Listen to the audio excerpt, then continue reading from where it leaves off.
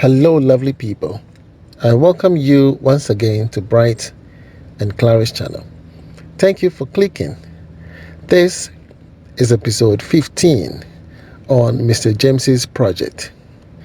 This project is located at Community 25.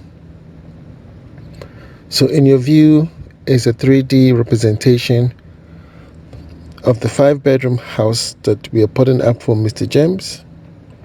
Apparently, we are working on the first floor decking. So right after the floor decking, we're going to wait for some time, mostly which is about 21 days, and then we're going to come back for the block work. So previously in episode 14, we completed all the form work. Steel bender finished his work. Plumber also came to do his work. Mr. Hammond, the electrical engineer, also came to do his work. Okay. And then finally, the carpenter came to set the gauge for the floor decking, which is the concrete casting. The thickness is 6 inches. So he placed the board along the entire peripheral, which is one you're seeing. Those board along the entire peripheral. He's giving us a gauge as to how to cast the concrete. The estimated cost for the entire floor decking is 133,070 Ghana cedis, 8 pesos. All right, so today is the day of casting. So we're going to cast all the beams and ensure that the concrete goes through all the beams, all areas are cast. And then after, we're going to start pouring the concrete on the entire floor. Now, like I indicated last time in episode 14, we've suspended all the iron rods with what we call spacers. Spacers are done by the masons upon request. They use mortar, and mold them in rectangular shapes. Okay, sometimes they attach a binding wire to it. And these spacers are used even by the steel bender to suspend the beams so that the concrete can go underneath the beams, and then the beams will be suspended in between. You understand? Because when they drop the beams are not supposed to sit directly on the block work. Sometimes people use wood, but ideally they have to use spacers, which is made from mortar. So Mr. Hammond coming on board, because we didn't have spacers, we have to pick stones from the ground to suspend the iron rods so that the pipes can go freely underneath the iron rods. And then also, whilst they are moving up and down with the wheelbarrow, it will not compress the pipes. If not, the pipe can collapse and mortar will go into the pipe, and then they will not be able to run their cables upon completion.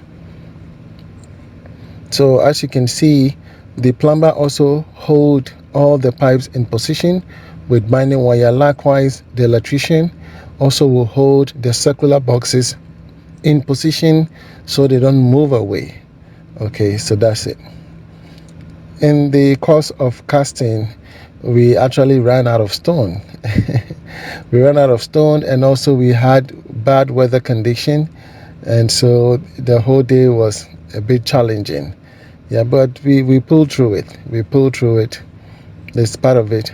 And then also because Stephen and the team did not start early, because Stephen did not arrive on time. He was traveling from Kumasi to Accra, so if he had arrived a day before, I believe they would have started the concrete casting earlier. And then perhaps along the line, whilst we noticed that the stones were not going to be enough, we would have prepared ourselves ahead of time. But in a nutshell, everything was okay.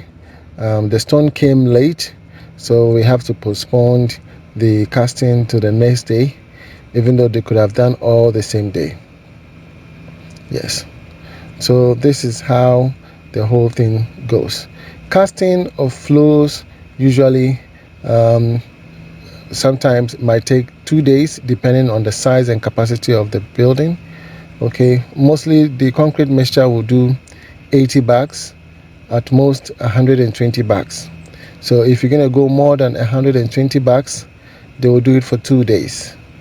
You understand? So you'd have to pay the concrete mixture for 2 days, and then the operators as well for 2 days. You understand? So we have to be very strategic. In such cases, you try to bring the concrete mixture a day before. Let them come and set all the form work for the concrete mixture. When it comes to floor decking, we use the lift type. So they have to come a day before and do all the settings. In the evening, they will come and do all the settings. Water, cement, everything should be available, so that the next day, early in the morning, we have to start casting. We don't have to wait till the sun is shining too much. No. Okay. Early morning, we have to start casting. So probably by 12, majority of the cast is complete. You understand? Yes. So that is the next thing that I'm actually going to incorporate in my team when it's time for casting. Okay. So as you can see, the next day we started the remain casting. And yeah, one thing I noticed is that it is always important not to add more water to your concrete. Most people believe that adding more water, actually helps, but rather you are causing harm. A reasonable amount of water is the best. You understand? A reasonable amount of water for easy to pour, so they could go through all the areas. It is advisable to get a vibrator. A vibrator actually helps the concrete to go through all the corners. You understand? Yes. Most people sometimes they start hitting the beams, but when you start hitting the beams, you're going to create expansion. Are you with me? Yes, and that side will expand, which is not good. So it is always good to use the vibrator, have a position, put it there. The vibrator will vibrate the iron rods, and then the concrete will go everywhere, so that by the time you remove the board, everything will look so neat and beautiful. Neat and beautiful. Yes. So yeah, lovely people. I think the casting was done. And in casting, once you get a concrete mixture, you will need to rent extra wheelbarrows. Those are the additional things that you will need, even though you may have 2 or 3 wheelbarrows. Looking at the number of people that are coming to do the cast, you might need extra wheelbarrows. So always keep that in mind in case you are project managing your own dream house. You should know that once you get a concrete mixture, you need to rent extra wheelbarrows, okay, drums that will store water. They keep the drums nearby the concrete mixture. Are you with me? You might have a poly tank, but that's fine. You will still need a drum where they will fetch the water from the drum, from the poly tank, put in the drum, which is easily accessible by the operator. And then they will fetch it and be pouring it whilst the concrete and everything is taking place. You understand? So those are the things you need to consider. Okay. Renting of concrete mixtures varies from location to other location. So you can see we are done with cast. It looks beautiful, looks neat. So you will need 21 days. 21 days is the standard required time for the concrete to cure. You understand? Yeah, some people, after days, the next day they start laying blocks, but it's not healthy. At least give it at least 1 or 15 days. You understand? 15 days, let the concrete settle properly, give it strength, and then thereafter you can start laying the blocks. But ideally, you need a maximum of 21 days so that the concrete can cure.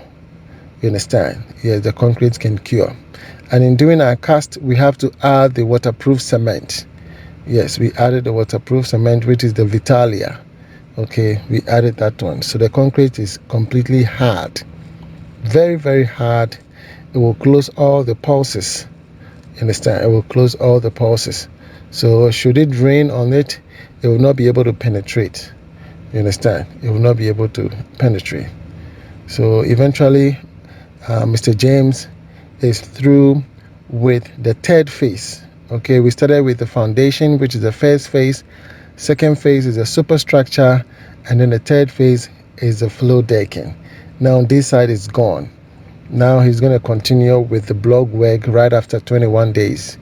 And after that, then we go move on to the roofing. Then he's done with the structural work. Then he's going to take his time and start doing the plastering and other piping and electrical works. So this is the remains of the cement. Mr. Steven gave us a video to show his true leadership. All right, so lovely people, this brings us to the end of episode 15 of Mr. James's project. If you like it, give it a thumbs up. Let me know if you've learned something so far. My goal is to educate you and open your eyes. Okay? From me to you, shalom. God bless you wherever you are. Bye-bye.